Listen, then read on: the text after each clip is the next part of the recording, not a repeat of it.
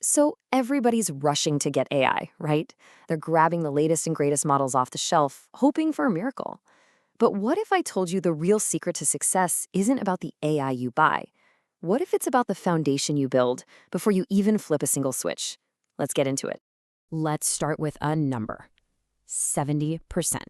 That is a huge number, and what it represents is the estimated failure rate for most enterprise AI projects.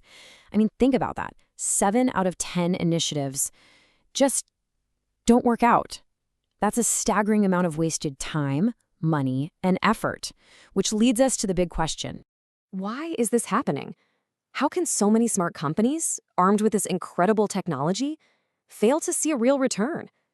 Well, here's the twist. The problem isn't usually with the AI itself. It's with the world we're asking it to operate in. Okay, let's really dig into this 70% problem. At its heart, it's a fundamental mismatch. It's like a collision of two completely different worlds. The world of these powerful, general-purpose AIs and the messy, complicated, unique reality of your business. And this slide, this just lays it all out, doesn't it? On one side, you've got these amazing large language models. They've read the entire internet, they know about finance as a concept.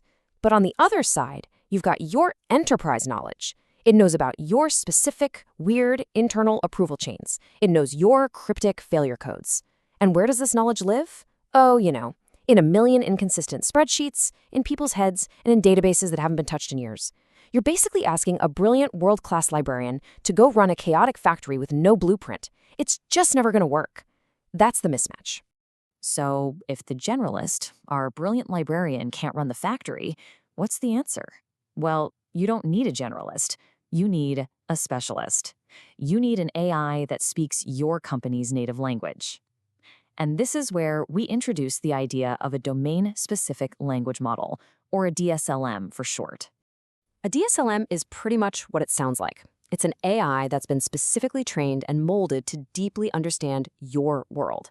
And the key word there really is depth. This isn't just about teaching it some new vocabulary. It's about giving it a profound understanding of the operational reality of your business. Just think for a second what this actually means. It means the AI gets the complex relationships between different departments. It understands the unique patterns your teams use to solve problems. It even gets the unwritten rules, that institutional logic that dictates how stuff really gets done. It's the difference between a brand new intern who has read the manual and a 20-year veteran who just knows. Now, having an AI that acts like a 20-year veteran sounds amazing, but here's the catch. You can't just buy one. You have to create the conditions for it to learn and thrive, and that means you have to build a rock-solid foundation. This brings us to a methodology called Integrated Process Excellence, or IPE. Now, here's the crucial thing to get about IPE. It is not another piece of software you install. It's a discipline. It's about taking the same kind of rigor and precision that manufacturers use to build, say, a high-performance engine, and applying that to all of your business processes. Finance, HR, sales, the whole shebang. Why? Because doing this creates the clean, structured, consistent data and workflows that AI absolutely needs to have any chance of success. I really love this phrasing, manufacturing a corpus. We're not just talking about cleaning up a few spreadsheets here. No, you are actively, deliberately creating the raw material for genuine intelligence. You are building a knowledge base that is so rich with meaning, so perfectly structured, that an AI can read it like a textbook written specifically for it about your company. Okay, so that sounds great in theory, but how does this manufacturing process actually work? What are the nuts and bolts? Well, IPE gives us a clear system built on 4 core pillars that all work together to build that essential AI-ready foundation. So these are the 4 steps. They're all connected, and they build on each other. You start by making a map. Then you create a common language for that map. You tie real-world data to it, and then you weave in all the rules. Let's just quickly break each one down. First up, process architecture as ontology. Now, ontology is a bit of a fancy word, but all it really means is an official, structured map. A map of how your business actually works, showing every process, every dependency, every handoff.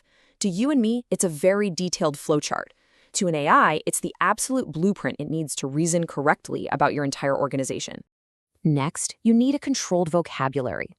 Just think of it like a mandatory company-wide dictionary. Everyone has to use it.